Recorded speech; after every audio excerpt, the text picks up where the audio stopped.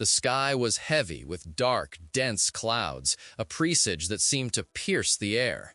It was as if nature itself was on alert, preparing for an event that would change the course of history.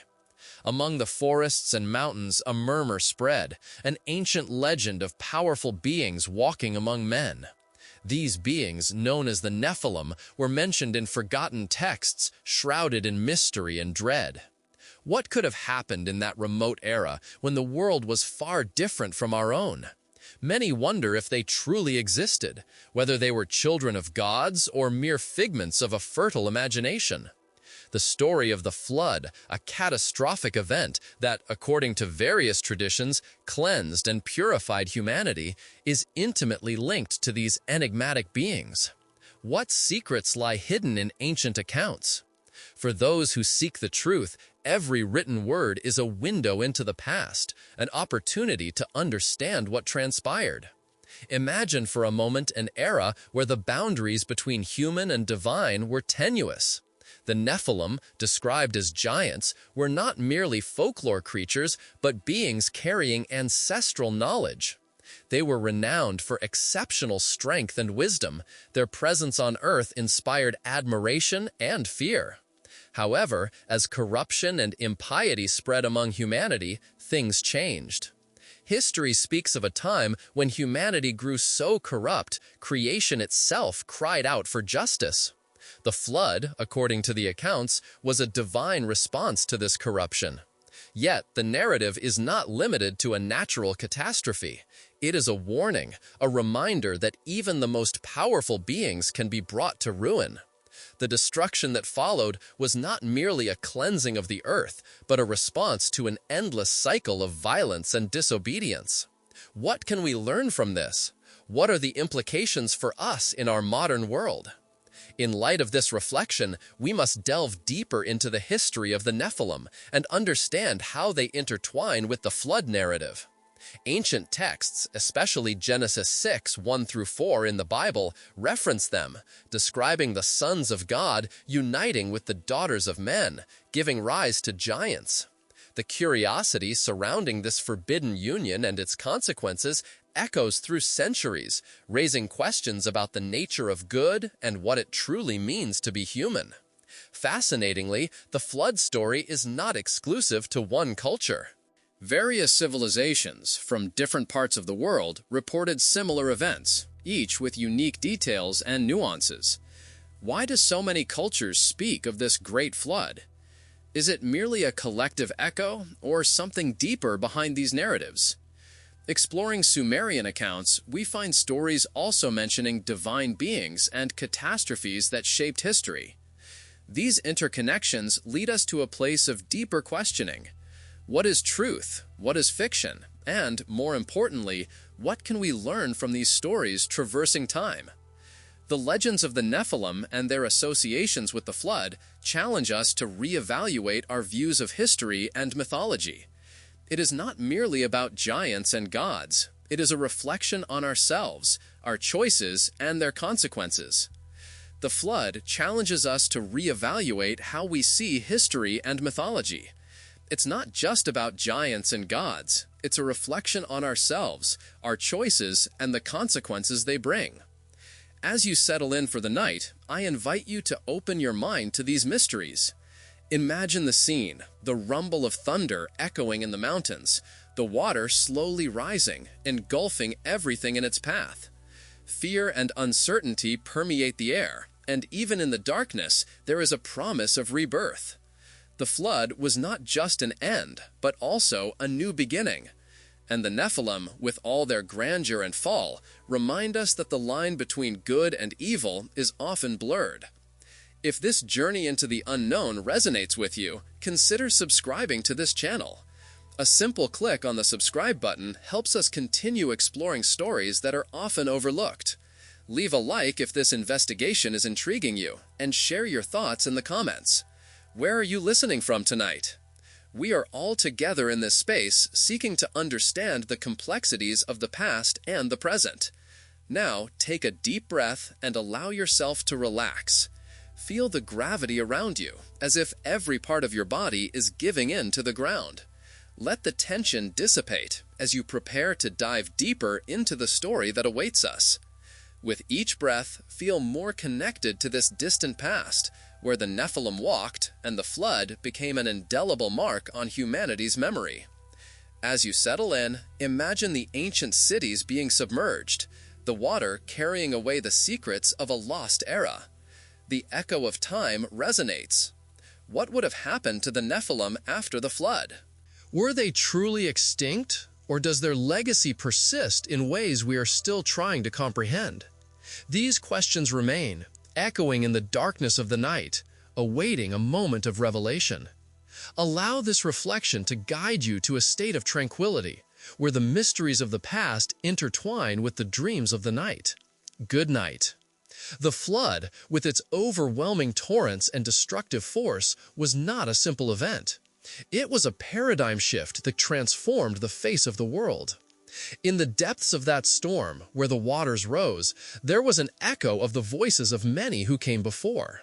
The legends of the Nephilim were whispered in the shadows, and their stories intertwined with humanity's, like threads of a great tapestry of shared experiences. Ancient accounts describe the Nephilim as beings of giant stature, children of sons of God and daughters of men, as stated in the book of Genesis. They were seen as great warriors, bearers of knowledge that transcended time. What made them so unique? It was the combination of their mystical origin and their ability to influence the world around them. As the storms roared and the waters rose, the presence of these beings lingered in the minds of survivors who looked to the sky for answers. The story of the flood is not just a narrative of destruction. It is also a story of redemption and hope. In the minds of many, the figure of Noah stands out as the last bastion of a corrupted humanity. He, a righteous man in an era of iniquity, received the monumental task of preserving life. The ark he built was not just a means of survival, but a symbol of faith and resilience. What would become of him and his family amidst such chaos? The construction of the ark was an act of courage and determination, at a time when few believed that what was to come was real. As the devastating waters engulfed the earth, Noah and his family became the guardians of stories, the last line of defense against oblivion.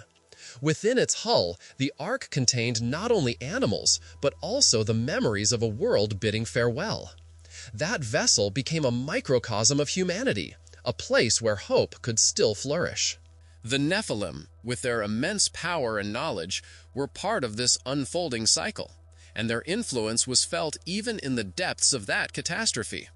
Oral traditions have always spoken of the wisdom of the Nephilim, their skills in metallurgy, and their occult arts. It was said that they brought humanity knowledge that was both marvelous and dangerous. On the one hand, these teachings could have elevated civilization to new heights, but on the other, they also contributed to the corruption that led to the deluge. What would become of knowledge if its source was also the cause of destruction? The duality of wisdom became a metaphor for the human condition itself. In this context, the figure of Enoch stands out as a link between worlds. He, as one of the few who walked with God, is represented as one who received profound visions and knowledge about existence. The Book of Enoch, which many consider apocryphal, narrates about the Watchers, those who descended upon Mount Hermon and united with the daughters of men. What exactly happened between them? What secrets were exchanged on dark nights when the sky was clear and the stars shone intensely? The answers remain shrouded in mystery, just like the Nephilim themselves. The presence of the Nephilim was, in fact, linked to the destiny of humanity. Noah and his family, as they floated over the waters that destroyed everything, might have reflected on the nature of existence and the fragility of life. What they preserved in the ark was not just the continuity of species, but also the potential to rebuild a new world. And what if those beings, in their pursuit of knowledge, could have influenced the divine decision?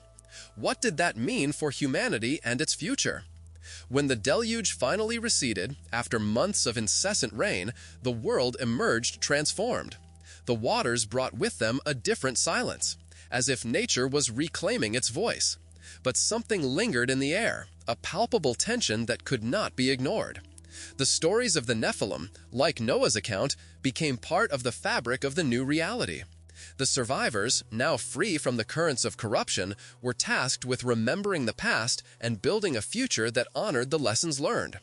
The ark rested on the mountains of Ararat, a place that would become emblematic in history. But the real question that hung in the air was, what to do next? From that point on, humanity needed to decide how it would deal with the echoes of the past. The memory of the Nephilim, a mix of fear and admiration, could be a blessing or a curse. Continuing the pursuit of knowledge was inevitable, but the risk of repeating the mistakes of the past became a constant shadow. That mix of dread and awe could be a blessing or a curse. To continue the quest for knowledge was inevitable, but the risk of repeating past mistakes became a constant shadow. The Nephilim, though vanished from the physical world, left indelible marks on the collective memory. The figure of the giant became a metaphor for the challenges humanity would face in the future. We often become giants in our own challenges, battling what seems insurmountable. And so, the story continues, intertwining with legends and myths, keeping alive the memory of those who came before, and who, somehow, still whisper among the trees and mountains. In that profound silence, where the echo of the flood resonated, lay the questions that would remain unanswered. What happened to the Nephilim? Would they return? Or were they merely a reminder that the fragility of humanity must always be weighed against the quest for power and knowledge? In every story told, in every legend perpetuated, the answer could be found. And so, as night fell, there was room to dream, to question, and, above all, to remember. The destruction that followed was not just a cleansing of the earth, but a response to the transgression and moral decay that had taken root among men. The story of the flood teaches us that the consequences of our actions can echo through generations, affecting not just individuals, but all of humanity. A popular legend speaks of a man named Enoch, who, before the Great Flood, was one of the few who remained righteous. He walked with God and frequently withdrew to meditate in the mountains in search of understanding. Enoch was one of the first to realize the gravity of the corruption spreading across his land. He saw the Nephilim falling from grace, straying from their true nature. These giants, who were meant to be protectors and guides, began to be swayed by ambition and violence.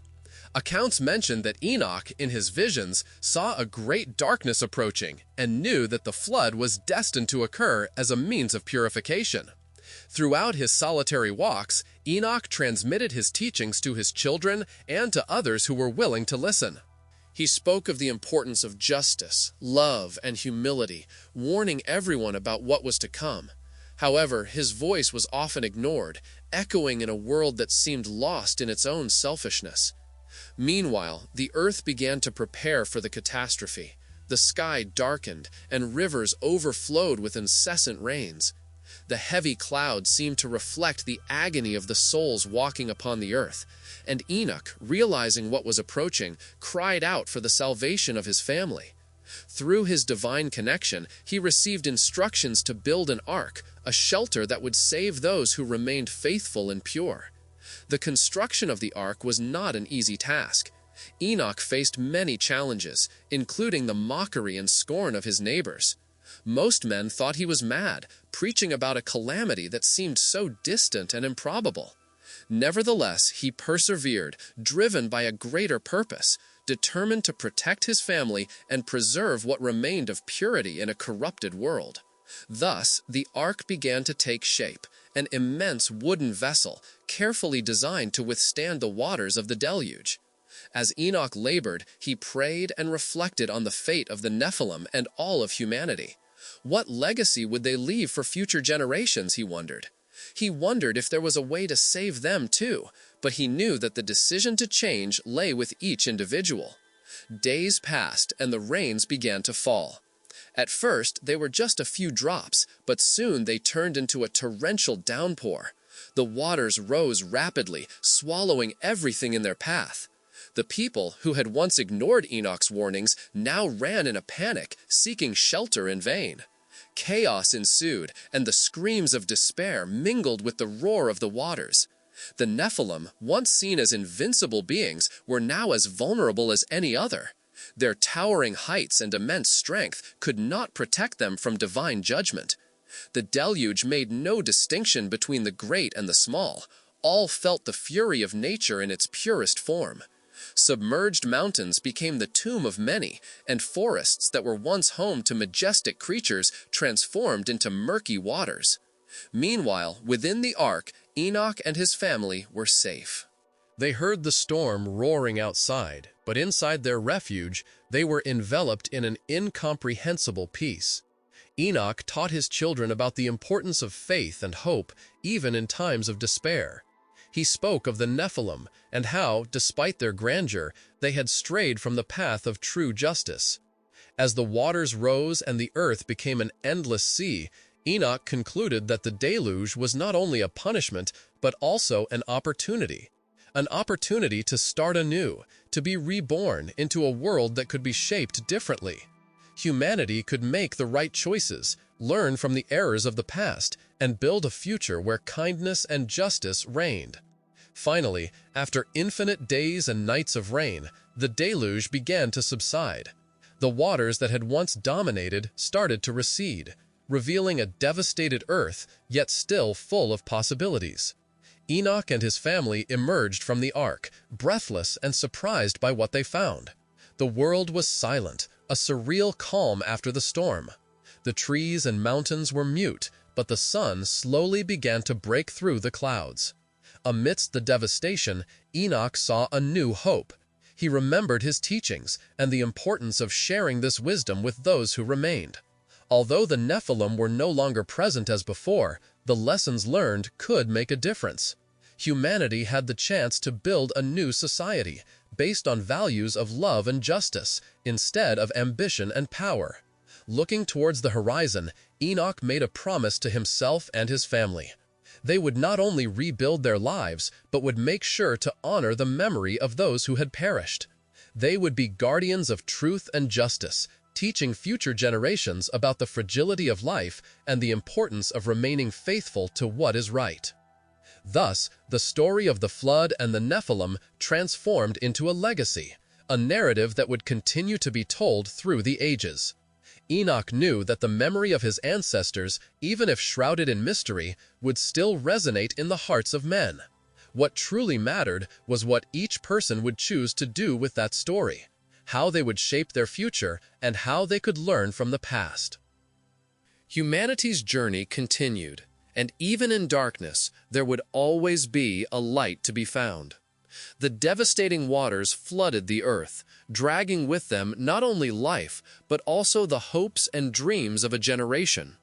Noah, in his ark, carried the weight of responsibility on his shoulders.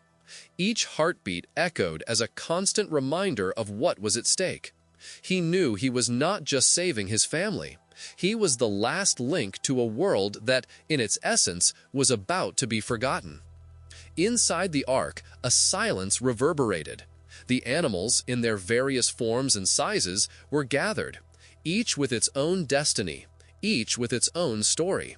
The smell of wet wood mingled with the scent of the earth, creating an environment laden with humidity and tension. Noah watched through the ark's windows, and the darkness of the clouds became a heavy shroud over them. He remembered the warnings he had received, the voices that whispered the truth about the corruption that had taken hold of the earth. The world outside his ark was in a state of absolute chaos, and he knew that the life he knew was about to change forever. Noah's figure stood out like a beacon in the storm. He was an ordinary man, but his unwavering faith made him extraordinary. As the winds howled and the waves crashed against the vessel, Noah made a silent promise to the gods that he would do everything to preserve the wisdom of the ancients, including the stories of the Nephilim. He knew that these narratives, which spoke of the interactions between the divine and the human, contained lessons that could benefit future generations. The Nephilim, in their greatness, were not just giants. They were the representation of unexplored potential. a fusion between the celestial and the earthly. Historically, they were portrayed as beings who possessed abilities and knowledge that surpassed human comprehension. Noah remembered the legends his family told around the campfire, stories of how the Nephilim had taught humans about metallurgy, agriculture, and even the art of war. They were seen as masters, but also as tragic figures, whose actions had led to the decadence of a world. As the water rose, Noah began to glimpse the possibility of a new era. He wondered if the Nephilim still existed somewhere, if the corruption that had surrounded them had finally consumed them. He understood that, by saving the animals and his family, he was also preserving the memory of ancestral wisdom that could be crucial for the reconstruction of civilization. The flood was not just an act of destruction, it was also an opportunity for renewal. He was preserving the memory of ancestral wisdom that could be crucial for the reconstruction of civilization. The flood was not merely an act of destruction, it was also an opportunity for renewal. Time on the ark passed strangely. Days blended into one another, and moonlight danced upon the waters, creating brilliant reflections that seemed to whisper hidden secrets. Noah began to meditate on the future, imagining what the world would be like after the waters calmed.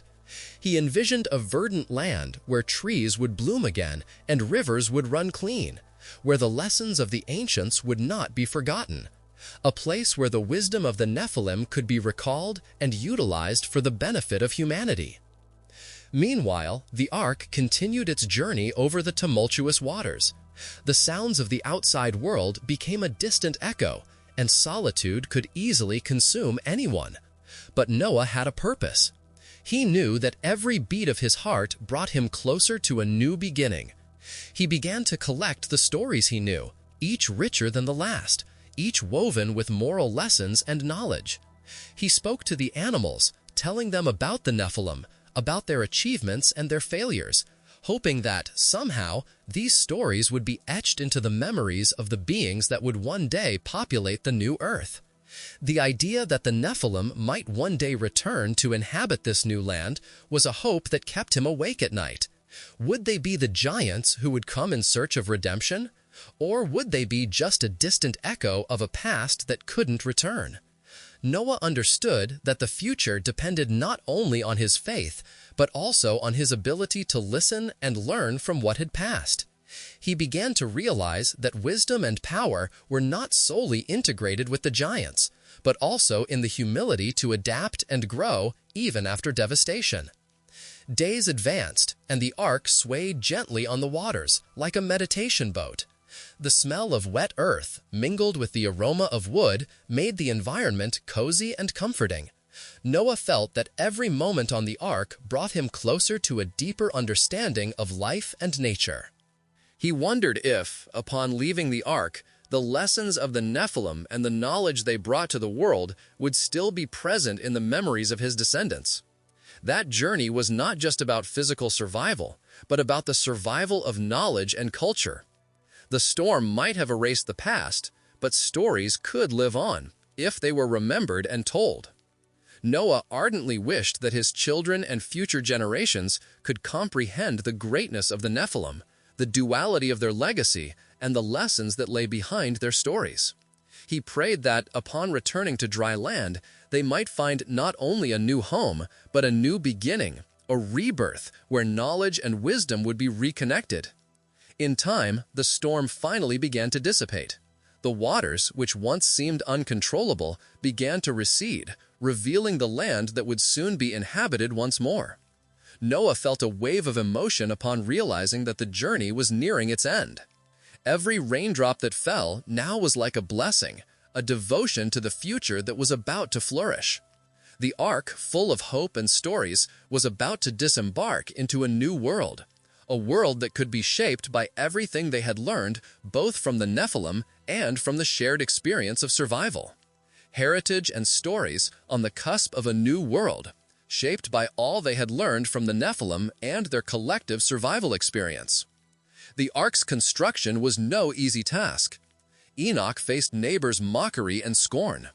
Most thought him insane for building a vast boat on dry land devoid of water. Yet Enoch persisted. Certain salvation was in his hands. He knew this coming purification, a new beginning for humanity, was his mission, to protect those still believing in goodness. Days turned to weeks, weeks to months. Determined, Enoch built the ark, cutting robust timbers and assembling them precisely. Initially, simple tools sufficed. As the project advanced, neighbors noticed its sheer scale. Some, seeing his resolve, wondered if Enoch truly contacted something divine. Many still laughed, ignoring prophetic warnings from his lips. Meanwhile, rains began to fall. Initially scattered, they soon became torrents striking earth. The water felt like a premonition. Nature would make a drastic decision. Plants withered under constant rain. Animals, once freely roaming, seemed agitated, seeking shelter. Enoch observed changes, sensing time running out. The land's inhabitants increasingly succumbed to corruption.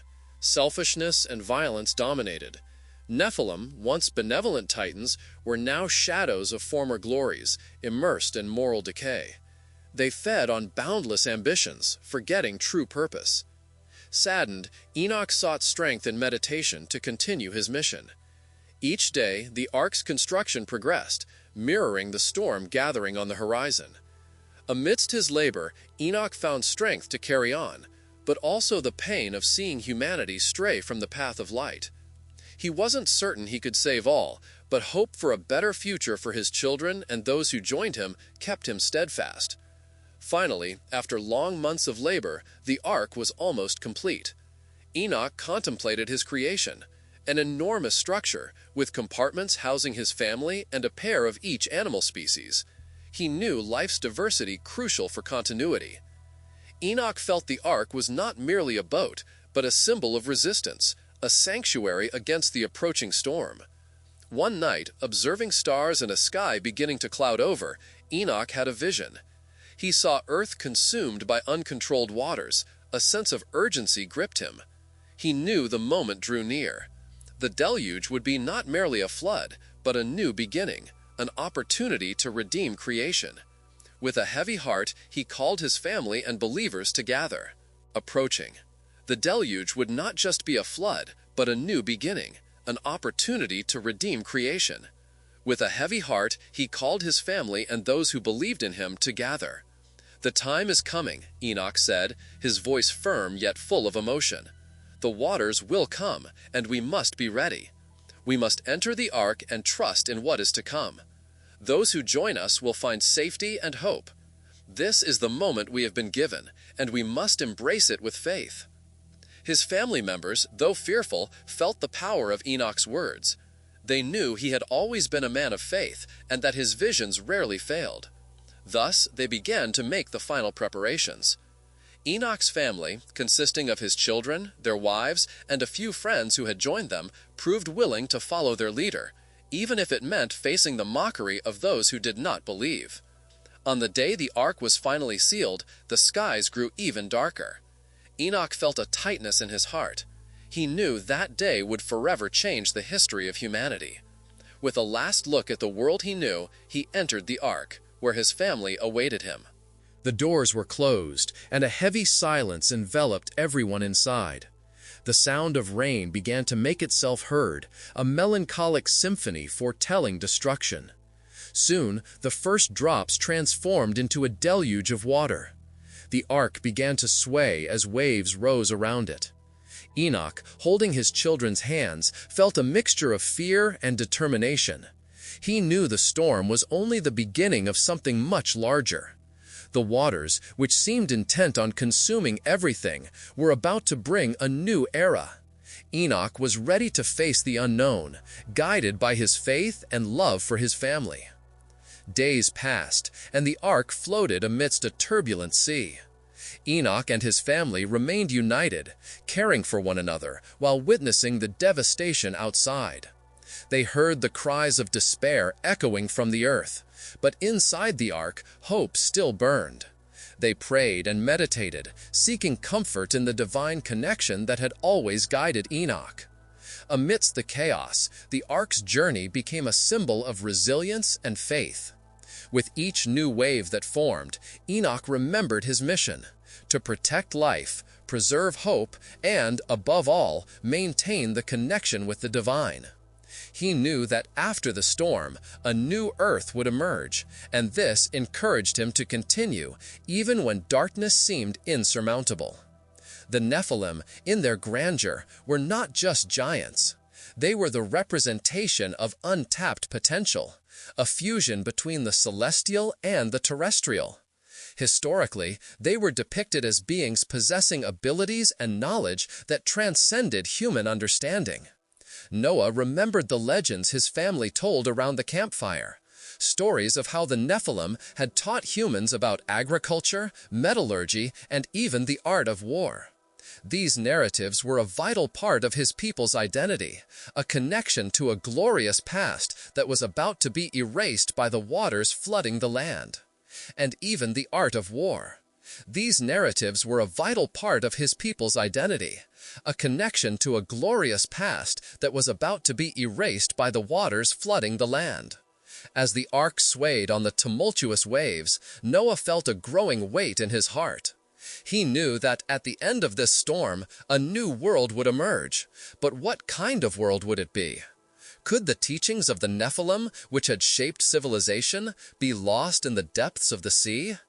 He closed his eyes for a moment, imagining the faces of the ancients, those who had directly interacted with the gods. It was an image that comforted him, even amidst the catastrophe. There was wisdom in the stories, a need to preserve what was valuable. The waters began to calm, and Noah realized that the intense storm was giving way to a profound silence. This silence was both frightening and comforting. It was like a premonition of what was to come. Carefully, he approached one of the ark's windows and looked out. The sight that presented itself to him was desolate. The land he once knew was submerged in a sea of destruction, and he questioned whether he would be able to see anything beyond the chaos. But the lessons of the Nephilim echoed in his mind, reminding him of the importance of standing firm, even in the face of the unnamable. As the days passed, the ark became a bubble of life amidst the void. The animals, each in their own enclosure, represented the continuity of creation. Noah established a routine, feeding and caring for all the beings under his responsibility. There was a touch of hope in every act of care, a small proof that life still had a purpose, even amidst the end of the world they knew. However, doubts continued to plague his mind. How could he ensure that the teachings of the Nephilim would survive? How could he transmit the wisdom of the ancients to the next generation? He decided he would need to find a way to remember every story, every lesson. Thus, he began to narrate the stories of the Nephilim to his family, gathering everyone together at night. The words flowed like a river, bringing back vivid images of the legends he knew. He spoke of the Watchers, those who descended to Mount Hermon and united with the daughters of men, bringing with them not only greatness, but also corruption. The stories were full of warnings, but also of wonders. And Noah wanted his family to know that even in the darkest moments, the light of learning could shine.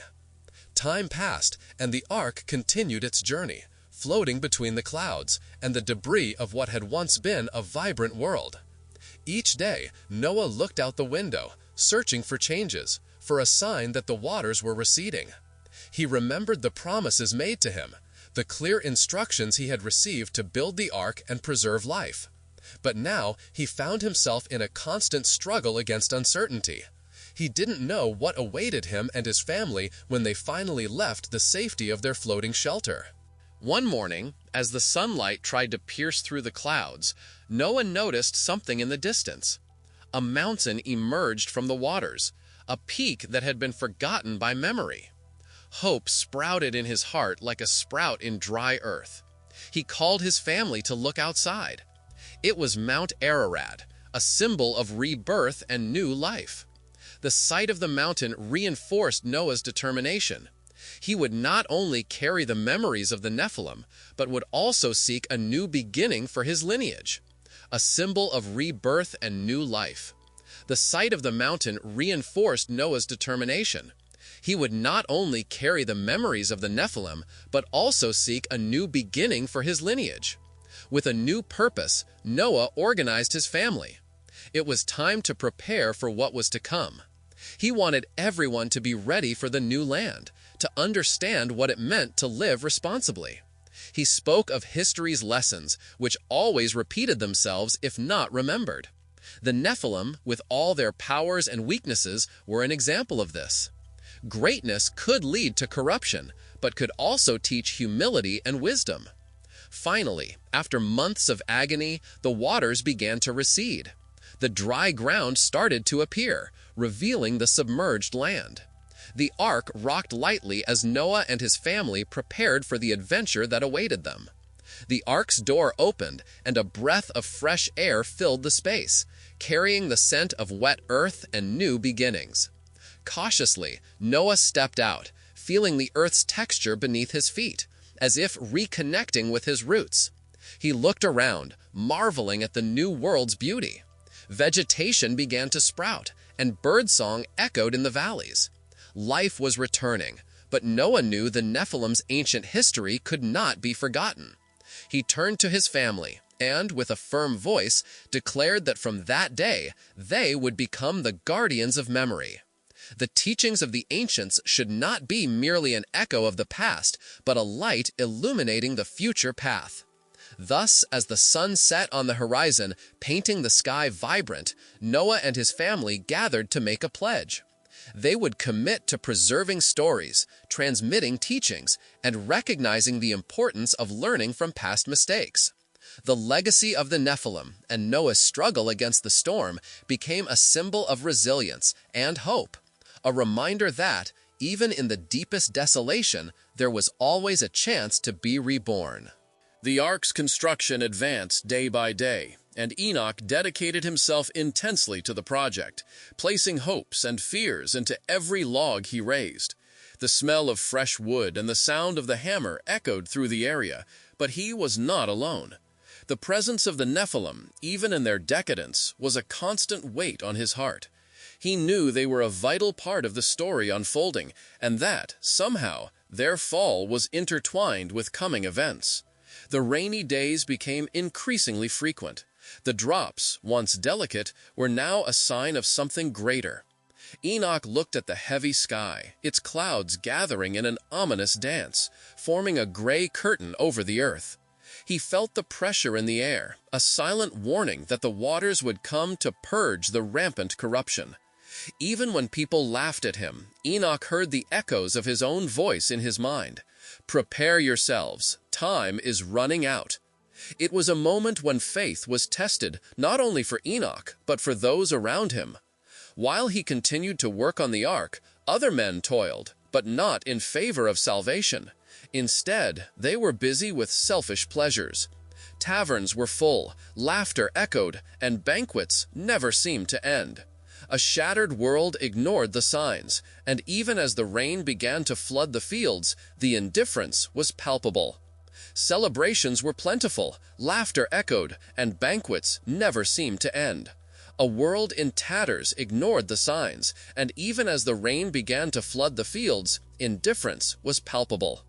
The Nephilim, once considered demigods, had now become mere shadows of their former selves. What was once a force of protection and strength transformed into a symbol of violence and oppression. They strayed from their original purpose, forgetting their fundamental role in the world's harmony. Enoch, on the other hand, felt their presence still carried weight. They were witnesses and, in a way, accomplices to humanity's moral collapse. The Nephilim roamed the earth, many indifferent to the suffering of others. Tales of their immensity and power were replaced by stories of cruelty.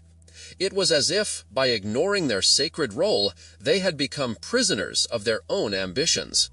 Enoch saw their grandeur, but what worried him most was how these once revered beings were now at the mercy of the very decay they had helped create. Meanwhile, he battled his fears and uncertainties. He knew his time was running out, but doubt still lingered in his mind. Was he truly worthy of being one of the saviors, or merely a man lost in a self-destructing world? He didn't have all the answers, but faith still burned within him. It was this fire that kept him moving, making him strain the tears of his soul into the ark's mud. The construction continued, and the rain showed no mercy. The waters rose daily, and Enoch began to see despair in the eyes of his neighbors. Those who once mocked him now sought him out, begging for help.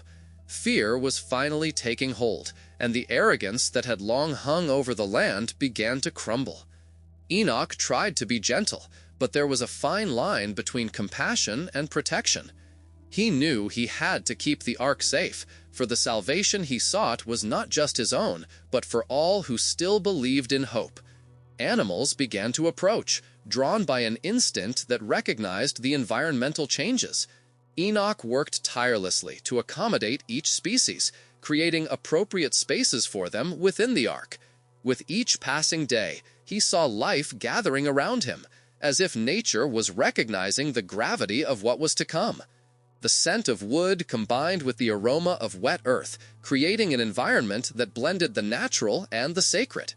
As days passed, he began to hear rumors that the Nephilim were gathering again.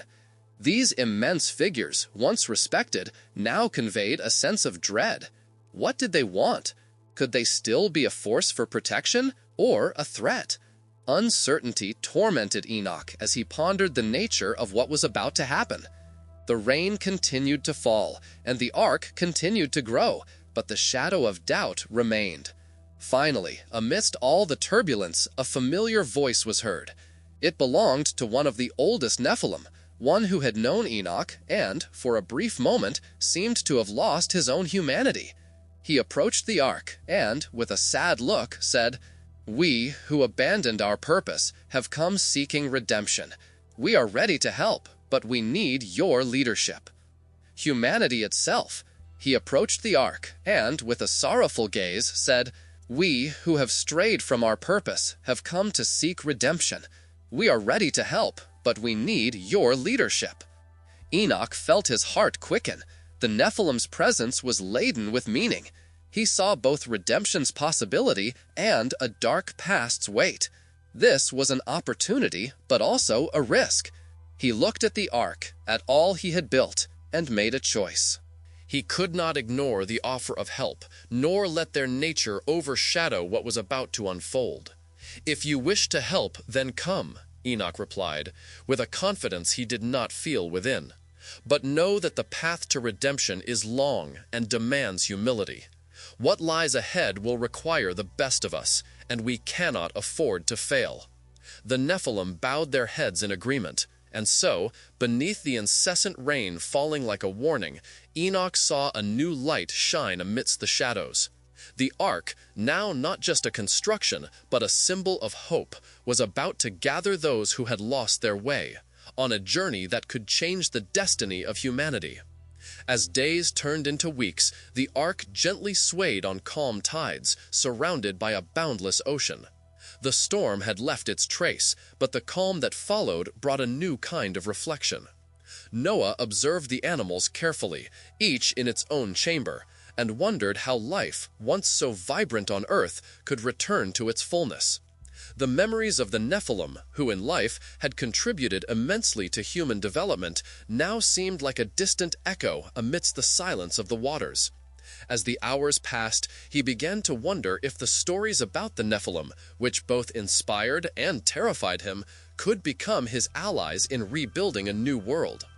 Noah recalled the lessons he had learned from his father, who, in turn, had heard them from his grandfather. Tales of the giants who walked among men, imparting knowledge with every step. He questioned how he could preserve this wisdom, even as everything he knew was fading away. On a particularly quiet night, with the moonlight reflecting on the calm waters, Noah made a silent promise. He vowed that he would not let the stories of the Nephilim be lost in the depths of the sea. With a simple gesture, he decided that as soon as the land emerged from the waters, he would share the narratives that had shaped him. His mission was not merely to save the living beings in the ark, but also to reclaim the knowledge that had been forgotten. The nights were long, and the sounds of the ark were a mix of whispers and laments. He heard the soft chirping of birds and the gentle roar of lions. A rhythm settled in, a pattern reminiscent of the days when life pulsed on the earth's surface. With every beat of his heart, Noah felt the pressure of responsibility. To be the bearer of a legacy, of a story that spanned generations, was both a burden and a privilege. However, what consumed him most was doubt. He questioned whether he would be able to transmit the lessons the Nephilim had left behind.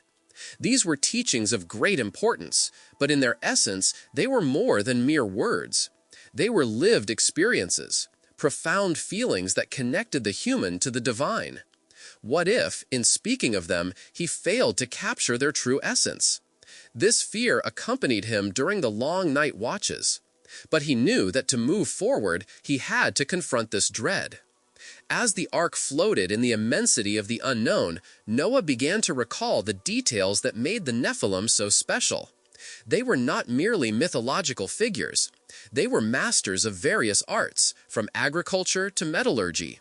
He remembered stories of how they had taught humanity to cultivate the land, to extract from it what was necessary to live. How could humans survive in a post-diluvian world without these essential skills? It would be necessary to rediscover these practices. Time passed, and Noah decided to dedicate his hours of reflection to preparing records of everything he remembered about the Nephilim. He began creating a notebook where he noted down the skills they had shared with humanity. Writing transformed into a sacred ritual, during which he prayed and meditated, seeking the inspiration that would help him recover lost knowledge. Every word written was like an anchor, keeping alive the connection to those who came before him. He also began to wonder about the future of humanity. What kind of world would be possible after the waters receded? The Nephilim had been immense beings, not just in stature, but in wisdom. If they had left a legacy, it ought to be preserved, and above all, respected. Noah saw himself as a guardian, not only of the animals, but of the stories that had shaped him, of the traditions that could guide future generations. One morning, looking out the ark's window, Noah saw something extraordinary. The waters were finally beginning to recede, and new land was appearing in sight. He felt a wave of hope course through his body. It was the sign he had long awaited, the chance to start anew, to rewrite the history of humanity.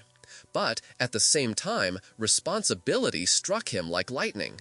He knew that what was to come would not be easy, and that the lessons of the Nephilim would need to be taught again from the very beginning. With land finally in sight, Noah prepared for the new journey that awaited him. He gathered the animals and, in an act of deep reverence, offered a prayer of gratitude. He thanked the beings who were with him on the ark and the Nephilim, whose teachings would guide him in his mission. He realized that despite all the destruction he had witnessed, life was about to flourish again. And, even more importantly, the stories the Nephilim left behind would become the foundation of the new civilization. As the ark finally landed on the new earth, Noah felt that a new era was beginning. He looked at the horizons and felt a freshness in the air, a promise of renewal. It was time to leave the waters behind and embrace the unknown unfolding before him. With a heart full of hope, he knew that the history of the Nephilim was not just a chapter of a forgotten past, but the foundation of a bright future full of possibilities. The Nephilim wandered through the streets, their immense figures casting long shadows under the faint twilight. They were vestiges of a glorious past, now lost in a world that was becoming increasingly insensitive. Enoch observed them from afar, a mix of awe and compassion filling his heart. They, who had descended from Mount Hermon, where the promise of greatness had been made, were now merely memories of a time when humanity and the divine coexisted in harmony. Their hearts, they, who had descended from Mount Hermon, where the promise of greatness had been made, were now mere memories of a time when humanity and the divine coexisted in harmony. As Enoch hammered the ark's planks, the rain began to intensify, heavy drops beating against the ground, as if the earth itself were weeping. He knew time was running out. The words of the ancients echoed in his mind. The waters of the sky will open, and the earth will be purified. He was determined to complete the ark, not just as a physical shelter, but as a symbol of hope and renewal. Amidst his construction, Enoch noticed a group of Nephilim approaching. There were 3 of them, with immense statures and gazes that reflected both pain and fury. They approached slowly, as if hesitating between curiosity and anger. Enoch felt his heart quicken, but he gathered his courage to address them. "Sons of God, why are you here?" he asked, his voice firm despite the apprehension he felt. The leader of the group, a Nephilim with eyes like storms, replied, "We came to see what you are doing, mortal, speaking of judgment and the end of the world, while we, who hold the power, are condemned to wander. What do you hope to achieve with this ark?" Enoch took a deep breath and tried to find the right words. "I build this ark because I believe a new beginning is possible. The waters will come, but so will new life. It's not too late for you if you choose to return to your original purpose." The Nephilim exchanged glances, and Enoch saw a glimmer of something deeper in their eyes, a spark of doubt, perhaps even regret. The leader looked to the sky where dark clouds were gathering, and then, with a heavy sigh, replied, "We have lost our way, Enoch, but the strength that once propelled us has now turned to ruin. There is no turning back." "If you unite with me, perhaps there is hope," Enoch said, passion growing in his voice. "You have the power to change destiny, to restore the lost connection between humans and divine beings. Together, we can create a new beginning." The nearest Nephilim stepped closer, his shadow partially covering Enoch. "Why should we trust you? We are seen as monsters now, and you are just a man." There was a hint of sadness in his voice, a resonance Enoch had not expected. "We are no more than echoes of what we once were." "No matter how others see you, what matters is what you choose to be," Enoch replied, his voice firm. "You have the chance to redeem yourselves, to fight against what you have become. This ark is not just a structure, it is a call to transformation." The Nephilim hesitated, Enoch's words echoing in their minds. They had always been considered powerful, beings who could shape humanity's destiny. But now they felt powerless, lost in a world that had rejected them. The leader finally said, "You speak of transformation, but it is a difficult path. What guarantees do we have that the future will be different from the past?" "There are no guarantees," Enoch admitted, "but the choice to change is in your hands. You just need to take the first step. The rain is coming, and if we don't act, the chance for a new beginning will be lost." With that, the Nephilim slowly withdrew, and Enoch continued to work on the ark, the weight of their conversation pressing on his heart. He knew the path ahead would be difficult, not only for him, but also for those once considered gods. The rain fell more intensely, but he remained focused, each hammer blow resonating like a beat of hope, not just for himself, but also for those once considered gods. The rain fell more intensely, but he maintained his focus, each hammer blow resonating like a beat of hope. Weeks passed, and the construction of the ark finally began to take shape. Enoch felt his heart quicken as he saw his vision materialize. However, amidst the incessant work, the presence of the Nephilim still troubled him.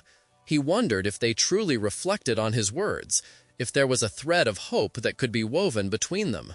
One night, as the full moon illuminated the construction, Enoch heard heavy footsteps approaching. He turned and saw the 3 Nephilim again, their faces darker and more resolute than before. The leader spoke. "We have decided to heed your words, Enoch. There is a desire for change within us, but we do not know what to do." "Together, we can find a way," Enoch replied, hope beginning to blossom in his heart. "If you help with the construction, you will also be helping yourselves. Every plank we lay is a step towards redemption." With that, the Nephilim began to help, their enormous hands working alongside Enoch. The construction of the ark became a symbol not just of survival, but of unity and renewed purpose. The sound of the hammer and the smell of fresh wood mingled with the raindrops, and a new energy spread through the air. As the work progressed, Enoch couldn't help but feel that, somehow, the destiny of the Nephilim and humanity was intertwined with what was happening. The rain continued to fall, but now there was a new meaning behind it. It was a sign that purification was underway, but also an opportunity for a new beginning. The world might have been in ruins, but in the construction of the ark, there was a spark of hope, a chance to restore the lost balance between humans and divine beings. Days passed, and the ark continued to float, swaying gently on the calm waters. Noah allowed himself moments of reflection as he observed the infinite horizon, where the sky met the sea in a thin line. The full moon illuminated the ocean's surface, creating a silver path that seemed to invite him on an inner journey. The silence of the sea was profound, but within it, the memories of the Nephilim danced like shadows, evoking both fear and reverence. In his mind, Noah replayed the stories his father had told him, tales of giants who were not merely beings of uncommon strength, but bearers of ancient wisdom. The Nephilim, according to the accounts, had built majestic cities, imparted complex knowledge, and left legacies that shaped civilization. Noah wondered if this wisdom could be preserved, even in a world on the verge of being reborn from the waters. The weight of his responsibility seemed to intensify each day, and he knew that the survival of his children and humanity depended not only on his actions, but also on the knowledge he could share. The responsibility seemed to intensify each day, and he knew that the survival of his children and of humanity depended not only on his actions, but also on the knowledge he could share. Each night under the starry mantle, Noah gathered with his family. They sat together, and it was there, in the heart of the ark, that he began to narrate the stories of the Nephilim. The soft voices of his wife and children intertwined with his own, creating a symphony of memories that echoed throughout the confined space. Noah spoke of the Nephilim's skills in metallurgy and agriculture, of how they had brought humanity knowledge of the stars and farming, allowing people to cultivate the land and organize into communities. Each story he told was a seed planted in their hearts, a promise that the legacy of the giants would not be forgotten. In that cramped environment, surrounded by animals of all species, the atmosphere became magical. The ark pulsed with life, and just like the stories, there was an inexplicable connection among everyone there. The animals' bright eyes reflected the moonlight, and for a moment, Noah allowed himself to believe that those beings were also listening, learning, and perhaps even recognizing the importance of that legacy. He looked at the face of each of his children, admiring the curiosity and hope that shone in their eyes. It was this flame that he wanted to protect, the will to know and to learn, to build a new world from the lessons of the past. As weeks turned into months, the ark continued its journey. The waters still covered the earth, but Noah held a firm conviction that a new beginning was approaching. He imagined dry soil, trees being reborn, and life flourishing again. However, it was not just nature he wished to see reborn, it was humanity itself that needed a new awakening. As weeks turned into months, the ark continued its journey. The waters still covered the earth, but Noah held a firm conviction that a new beginning was approaching. He imagined dry soil, trees being reborn, and life flourishing again. However, it was not just nature he wished to see reborn, it was humanity itself that needed a new awakening. The stories of the Nephilim would be their guides, a beacon of knowledge in times of uncertainty. One night, while the ark swayed gently, Noah had a vivid dream. In it, he saw the Nephilim in great numbers, walking around him. They were tall and majestic, with eyes that shone like stars. Noah felt a deep connection with those beings, as if they were transmitting something to him that was beyond words. He realized that what the Nephilim truly represented was the possibility of a higher human being, a being who not only existed but also understood and respected the cycles of life. When he awoke, the storm's rage and the laments of the creatures around him still echoed in his ears, but there was a new determination in his heart. He knew that the wisdom of the Nephilim was not only in the stories he told, but in how he and his family could behave, learn, and grow in harmony with nature. He remembered the lessons about the harmony and interconnectedness of all things, and a new plan began to form in his mind. As soon as the land emerged, he would commit to teaching not only his children, but everyone he encountered, the importance of respecting the earth and the beings that inhabit it. Noah began to outline a small book of records, where he would note down the teachings he considered essential. What might seem like a simple task became a mission full of meaning. With every word he wrote, he felt he was solidifying a legacy that could be passed down from generation to generation. He wanted those who lived after the flood to know of the past's greatness and learn to care for the future. He was solidifying a legacy that could be passed down from generation to generation. He wanted those who lived after the flood to know of the greatness of the past and learn to care for the future. The weeks continued to drag on, and Noah noticed a change in his family. Hope began to blossom, as did life around them. The animals, which had previously seemed restless, now showed signs of serenity. It was as if the ark itself was imbued with a renewed energy, an anticipation of what was to come. Noah remembered the promise he had made to himself under the moonlight. He would not let the stories of the Nephilim be lost. Instead, he would become a storyteller, a guardian of knowledge, and, in doing so, help shape a new world. That night, as the ark swayed gently on the waters, Noah closed his eyes and took a deep breath.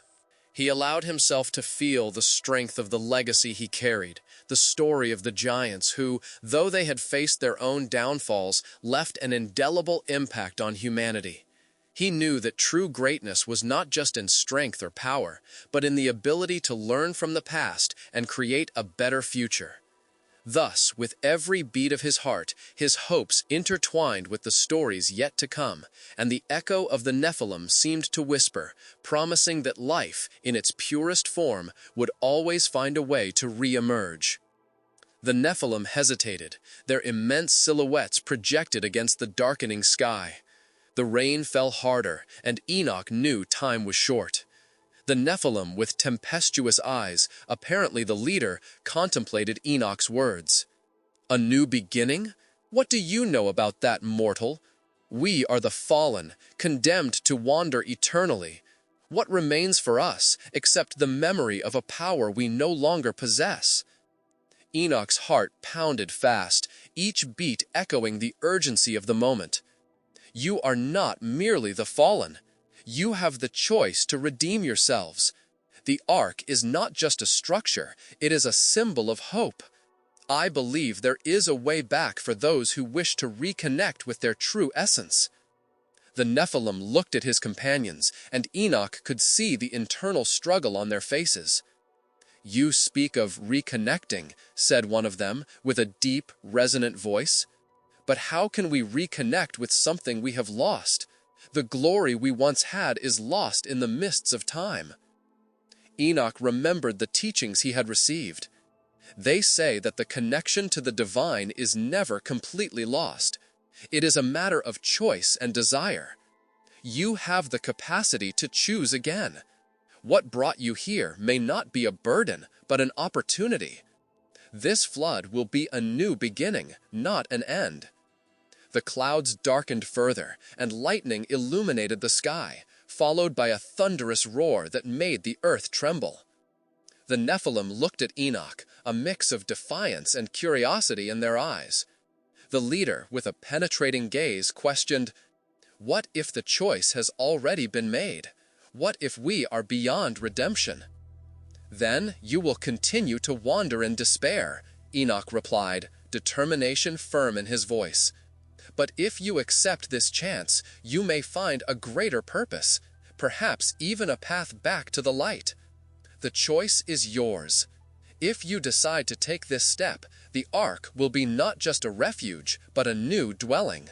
Chance, they may find a greater purpose, perhaps even a path back to the light. The choice is yours.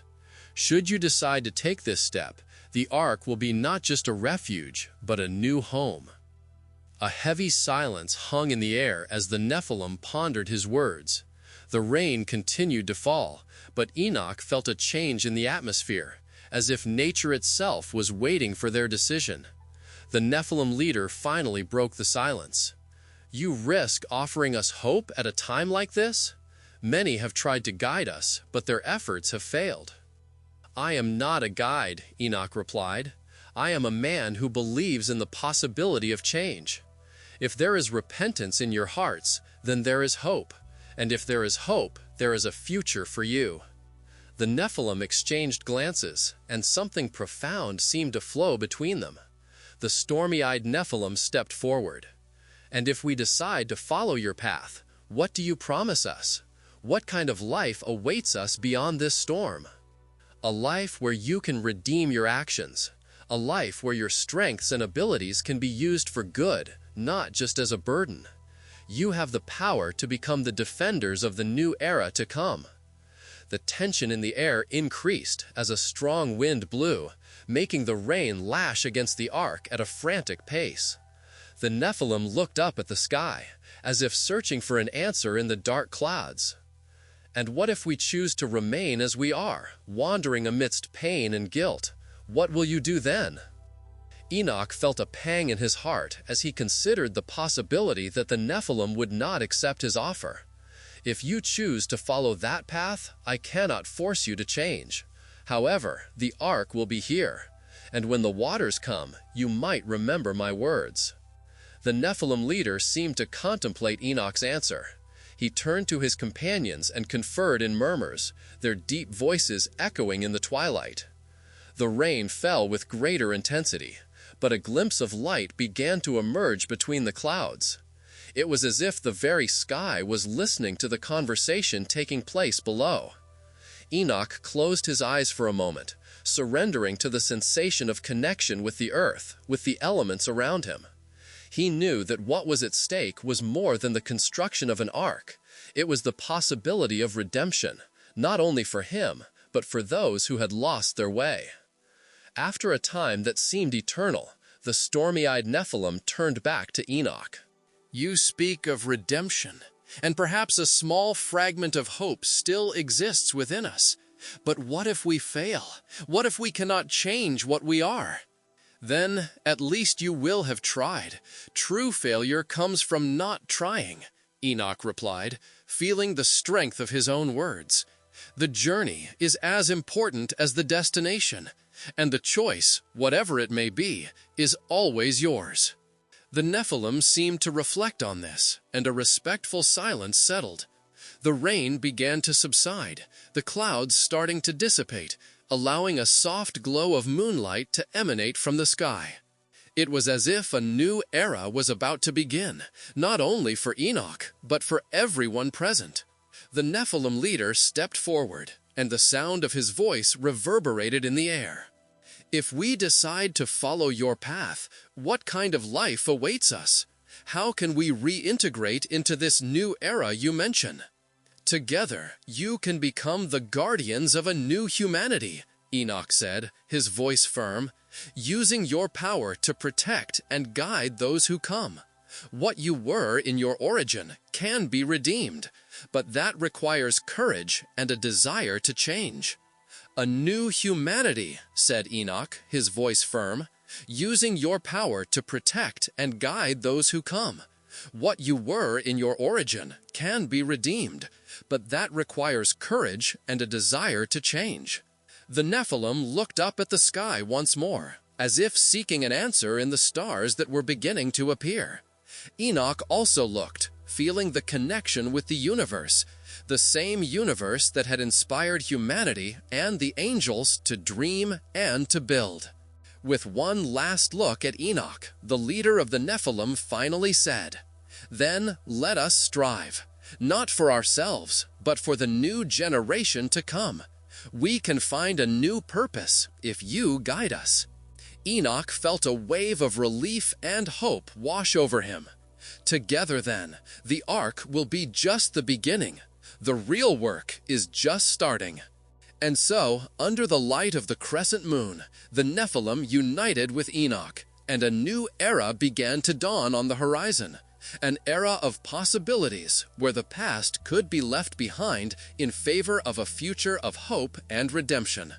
The winds of change were blowing, and Enoch knew that, regardless of the difficulties that would come, the journey would be worthwhile. In that cramped environment, surrounded by animals of all species, the atmosphere became magical. The ark pulsed with life, and like the stories of the Nephilim, every being present there carried with them a piece of the great tapestry of creation. The soft light of the lamp, made with olive oil, illuminated the eager faces of Noah's family, while the sound of the waves crashing against the ark's hull created a constant, almost hypnotic soundtrack. Noah, with a deep gaze, began to recount the story of how the Nephilim had received wisdom from celestial beings, of how their descendants had learned to cultivate the land and navigate the seas.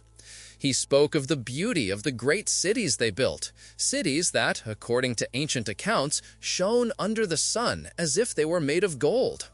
He described how their voices resonated in the squares, full of life and joy, and how they gathered to share knowledge and celebrate life. "My children," Noah began, "the Nephilim were not merely giants of immense strength, they were also beings of profound wisdom. They knew the secrets of heaven and earth. They taught men to sow and to reap, to respect the seasons, and to understand the cycle of life. It was through them that humanity took its first steps toward civilization." The children listened attentively, their eyes shining with curiosity and wonder. Without realizing it, Noah was shaping the vision of a world that could be reborn after the flood. He was sowing what could be a future full of hope, a future that would honor the past. "And there was a special place called Mount Hermon," Noah continued. "They say it was there that the Watchers descended to earth. They brought with them extraordinary knowledge that, if used wisely, could elevate humanity. But, as with every great gift, there was also a great price to pay." Noah's voice grew softer, almost a whisper, as he shared the darker part of the story, about how humanity turned away from wisdom and began to embrace corruption. He spoke of the pact the Watchers made, and how their relationship with humanity transformed into a path of destruction. "Men began to forget the teachings," said Noah with a serious look. "Greed and violence spread, and instead of building, they began to destroy. The knowledge that was once light became shadow. And so the Creator decided it was time to start anew, to cleanse the earth of its impurities. Instead of building, they began to destroy. The knowledge that was once light became shadow." And so the Creator decided it was time to start anew, to cleanse the earth of its impurities. Noah's words hung in the air, like a cloud of reflection. He saw his children absorbing the gravity of his stories, and this gave him hope. He wanted them to learn the importance of balance between knowledge and respect, between strength and wisdom. It was a legacy he wished to pass on, so they would never forget. After a long moment of silence, his wife, who had listened attentively, decided to intervene. "Noah," she said, her voice soft, "what can we do to ensure that the new generation does not make the same mistakes? How can we preserve what was taught by the Nephilim?" Noah smiled, admiring her determination. "The answer lies in our hearts and in our actions. We need to cultivate understanding and respect. We need to teach our children not only to look to the sky for answers, but also to look at the earth with gratitude.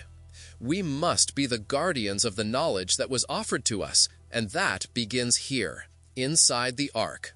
He remembered how the Nephilim had also faced difficult choices, and how, amidst their greatness, they had been confronted with the same duality that now presented itself to him and his family. Life was full of decisions, and like past generations, they could choose between light and darkness. As the waves continued to rock the ark, Noah saw the emotion in his children's eyes. He knew that even though they were isolated in the midst of the vast ocean, the connection they shared and the stories they told created deep roots in their souls. They were not just listening, they were learning and transforming. That night, as the moon shone brightly over the waters and the stars seemed to dance in the sky, Noah decided he would also share a story of hope. He began to describe what the new earth could be, where the seeds that had been planted in his heart could sprout into a new and better future. He spoke about the importance of cultivating a world that honored both the teachings of the Nephilim and the principles of love and compassion. When we finally land on dry ground, we have a new chance, Noah said, a chance to restart, to do better. We must build a world where knowledge and wisdom are respected, where there will no longer be room for corruption and greed. The new generation will be a mirror of what we decide to do now. No matter how distant you believe yourselves, the divine connection is never completely lost. Enoch's words reverberated in the Nephilim's minds. Their leader, the most skeptical, paused, reflecting on what had been said. But how can we redeem ourselves?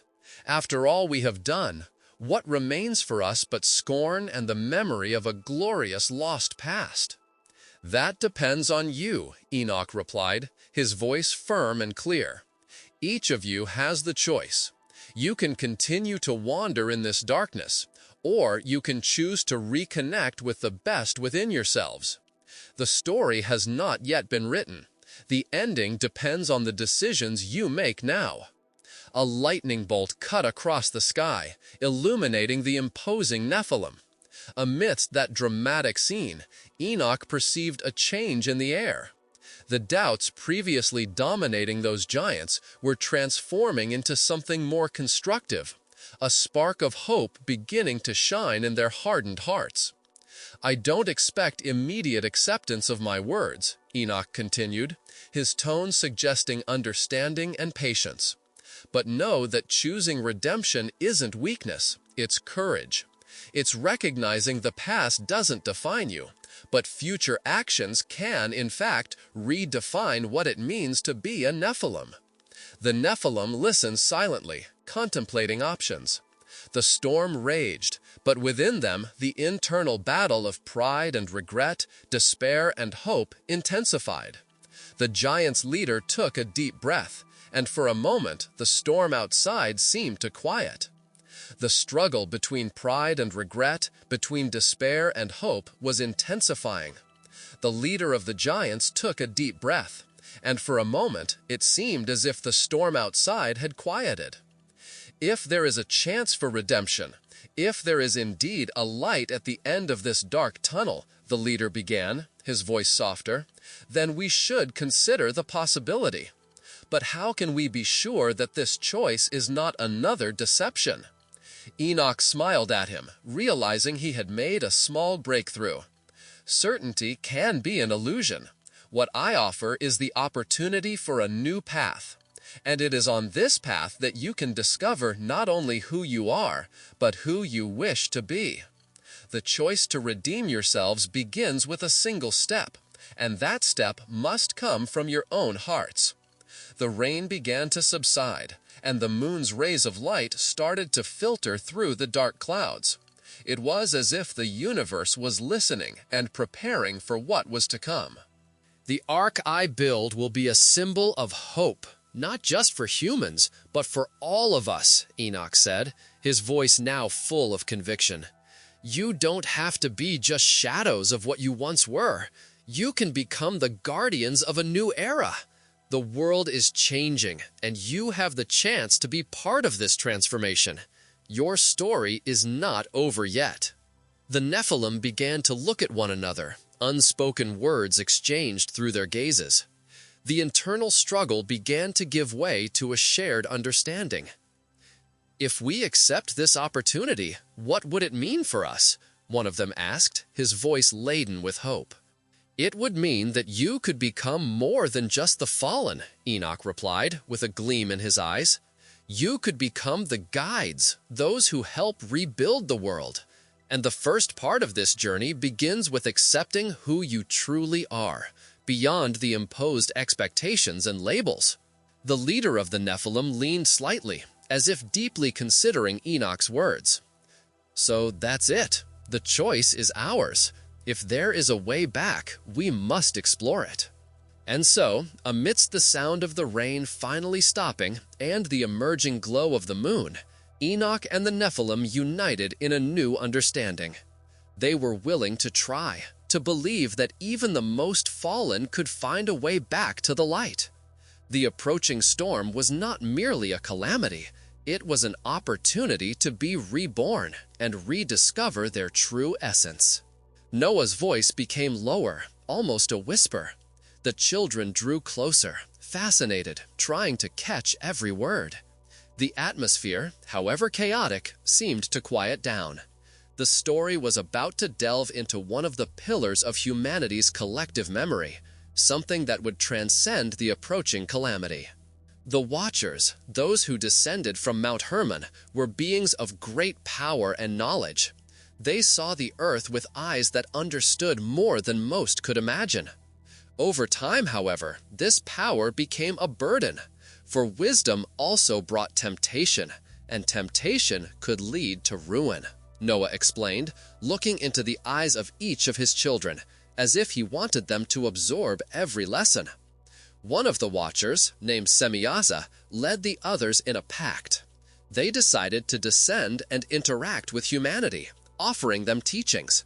Among these lessons were the use of metals, the knowledge of astrology, and even practices that many would consider dangerous. What initially seemed like a gift turned into a curse, for human curiosity, coupled with power, can lead down dark paths, Noah said, leaving a reflective silence hanging in the air.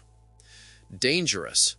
What initially seemed like a gift became a curse, for human curiosity, combined with power, can lead to dark paths, said Noah, leaving a reflective silence hanging in the air. The children, in their innocence, could not conceive the magnitude of the responsibility that came with knowledge. As Noah spoke, each began to imagine what it would be like to have a celestial being by their side, offering wisdom in a world full of uncertainties. But, at the same time, doubt set in. Would humanity be able to handle such teachings? In those days, the Nephilim began to multiply. They were the union of the sons of God with the daughters of men, a lineage that carried within it both greatness and corruption.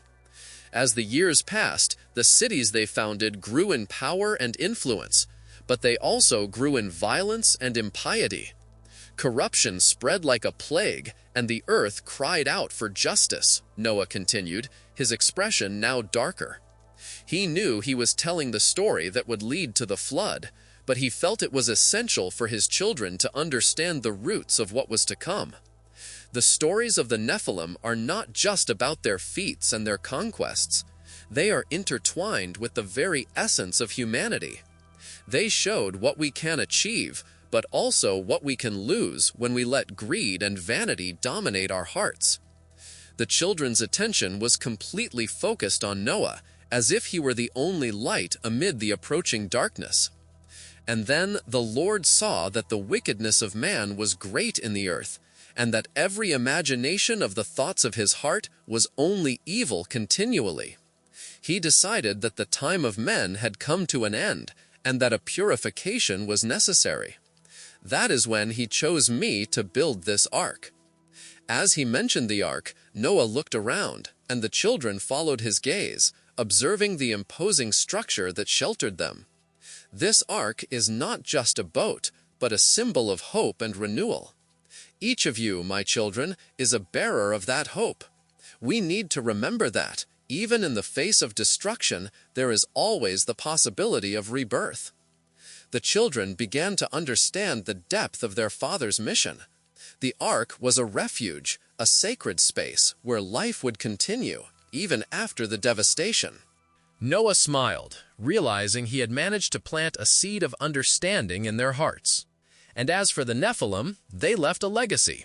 Even after the Great Flood, their legacy lived on in the stories, legends, and traditions of many peoples. "So, what should we learn from all this, Father?" asked one of the children, with a sparkle in his eyes. "Should we fear the Nephilim, or should we honor them?" Noah pondered for a moment before answering. We should honor what they represent. They are a reminder that knowledge can be both a gift and a curse. It is our responsibility to use that wisdom for good, to build a more just and harmonious world. And when we look to the sky, we must remember that we are not alone. There are forces beyond human comprehension that guide and protect us, but also test us. At that instant, a distant sound echoed, the roar of waves breaking against the ark, bringing back the reality of the approaching flood. Noah felt the urgency grow, but he didn't want to rush the conversation. He knew those moments would be crucial for the formation of his children's character, who needed to understand the importance of their choices. Our past shapes us, but it should not define us. We can choose how to respond to what we have been taught. Therefore, as we look to the history of the Nephilim, may we find not only fear, but also inspiration to build a better future, Noah concluded, his voice firm. The children, now immersed in their father's reflections, felt responsibility growing on their small shoulders. They were not just survivors of the storm. They were the bearers of a new dawn, a future yet to be written. Noah felt a wave of hope surge into his heart. The words he had shared became a bridge between the past and the future, linking the stories of ancient giants to the new generation that was about to rise from the waters. Amidst the chaos, the ark became not just a shelter, but a symbol of perseverance and a new era, where lessons from the past would shape a wiser and stronger world. And so, as the storm drew near, the voices of the Nephilim echoed in the minds of his children, reminding them that true strength lies in choosing how to use inherited knowledge. Enoch's words reverberated in the minds of the Nephilim. The liquid from the heavy clouds began to fall, not just as a sign that the storm was approaching, but as a purification for the earth that had become corrupted. The intensity of the rain seemed to echo the conflicting feelings within them. The connection with the divine, which had been neglected for so long, now illuminated a path amidst the darkness. This was a chance for reconciliation, not only with humans, but with the very purpose of their existence. The Nephilim looked at each other, each reflecting on their stories, their choices, and what it truly meant to be a child of the gods. There was a sense of vulnerability mixed with grandeur, and each of them began to realize that their gifts, once seen as tools of domination, could be converted into vehicles of hope and redemption. Enoch continued his narrative, his deep, calm voice guiding them through the intensifying storm outside. This deluge is not just a judgment, but an opportunity. It will cleanse the earth of all impurity, allowing new beginnings to flourish. The ark I built is not just a boat, but a symbol of unity, of a new path we can walk together. With each word, the Nephilim felt the barrier separating them from humans begin to dissolve. The stories of their deeds, which once led them to despair and solitude, were now transformed into lessons. They could choose a new path. Do not forget, Enoch continued, true strength is not in oppression, but in compassion. True greatness is found in service to others. The raindrops began to fall heavier, and the earth absorbed the water with a sigh of relief. It was as if the planet itself was recognizing the suffering and pain that humans and the Nephilim had caused one another. Enoch, sensing the shift in energy around him, approached the giants and said, "You have the power to shape the future. If you can unite and remember who you truly are, you will not only survive the storm, but emerge from it stronger." The eyes of the Nephilim shone with a new light. The idea that they could be more than their past failures began to take shape in their hearts. The sound of the rain became a rhythm, a call to action. They were ready to listen, ready to become the guardians of a new era. But the final decision still rested with them. Enoch, sensing the profoundness of this moment, paused. The choice is yours. You can continue to live in the shadow of your mistakes, or you can step forward and become the beacons of hope that the world so desperately needs. You are powerful, yet you are also vulnerable. The balance lies in how you wield that strength. The storm roared outside, but within the hearts of the Nephilim there was a different tempest. The internal struggle between the desire for power and the need for compassion and unity. Corruption had brought pain, but the possibility of redemption shone brightly. Enoch continued, "Remember that every act of kindness, every gesture of love, creates ripples that spread, touching distant lives and hearts. You can be the harbingers of transformation." With Enoch's words echoing in their minds, the Nephilim began to connect with one another. One by one, they stood up, beginning to embrace, to touch hands, as if recalling something that had always been within them. The collective strength emanating from them was palpable. The darkness that once seemed insurmountable was now being illuminated by a glimmer of hope. The rain fell intensely, but inside there was a growing warmth. One of the Nephilim, named Kael, raised his voice. "We are not merely products of our origin. We can redefine who we are. We can build something new, something that honors both our roots and our destinies." He looked around, seeing the profound acceptance in his brethren. The desire for change was now rooted in their hearts. Another giant, Mirin, added, "If we look at our history, we will see that each of us has a role to play. If we unite, we can create a legacy that will transcend our own names. Our greatness will not be measured by the fear we instill, but by the hope we offer." Mirin's words resonated with new vigor, and the group began to unite around a common mission. Enoch watched with a serene smile, his heart warmed by the transformation he was witnessing. The flood still approached, but the true storm threatening their existence was being overcome by unity and the determination to forge a new path. As night fell, the rain finally began to subside, and amidst the soft sound of still falling drops, the Nephilim formed a circle, holding hands. They were ready to face whatever came, together. Enoch lifted his head to the stormy sky and offered a silent prayer, not only for the Nephilim, but for humanity, for the earth, and for all beings inhabiting this world. May this flood not be an end, but a new beginning. May compassion and unity be our guides. May we, above all, remember that we are part of something much greater, and that, in unity, we can overcome any darkness. As he spoke these words, a soft light began to shine through the dark clouds. That light, though small, was a sign that even in the darkest moments there is always hope. And the Nephilim, in their renewed purpose, were ready to embrace that light and become the bearers of a regenerated future. As the storm finally dissipated, the connection they had forged grew increasingly strong. They were ready to face the deluge, not as separate beings, but as a new family, united by the understanding that their lives and actions could shape the destiny of the world. And so, the story of the Nephilim, once marked by their fall, would now become a narrative of redemption and hope.